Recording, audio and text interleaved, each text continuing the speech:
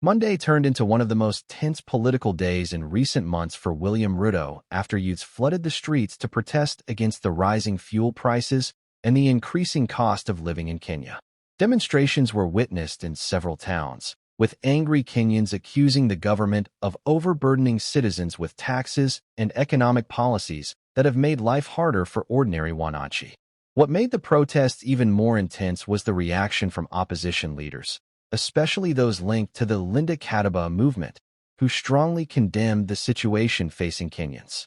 Many citizens had been waiting to see whether young opposition politicians would publicly support the demonstrations, and some eventually spoke out through social media statements. Among the leaders who attracted attention was Edwin Sifuna, who reportedly joined the demonstrations and criticized the government over the worsening economic conditions. Later in the afternoon, Babu Owino also weighed in with a strongly worded statement that quickly spread online.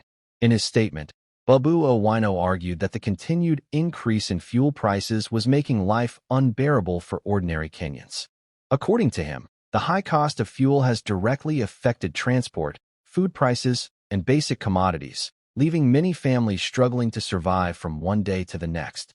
He insisted that leaders must put Kenyans first instead of introducing policies that deepen economic hardship.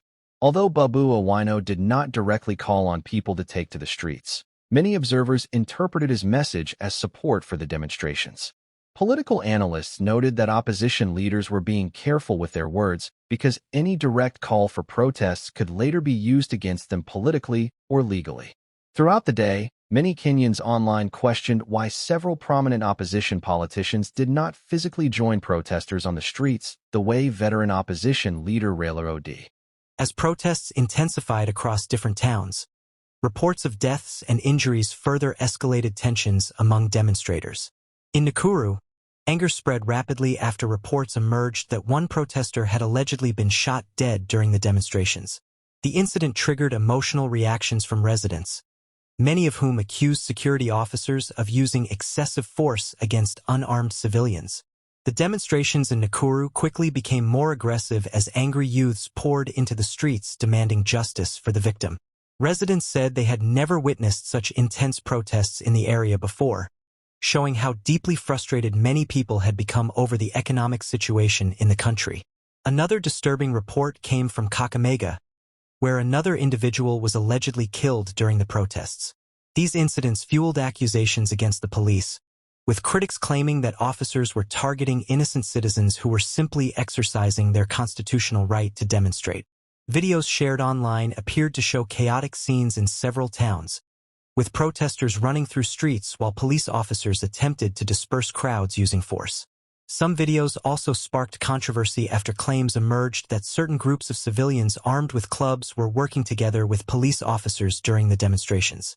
This revived memories of previous protests in Kenya where allegations surfaced that hired goons had been used to intimidate or attack demonstrators. Critics accused the government of tolerating such actions instead of protecting citizens' rights. During the protests, some demonstrators insisted they were only demanding economic justice and lower fuel prices. Others argued that the government had failed to listen to the struggles facing ordinary Kenyans. Many young people said they were frustrated by unemployment, high taxes, and the rising prices of food and transport. Opposition figures continued using social media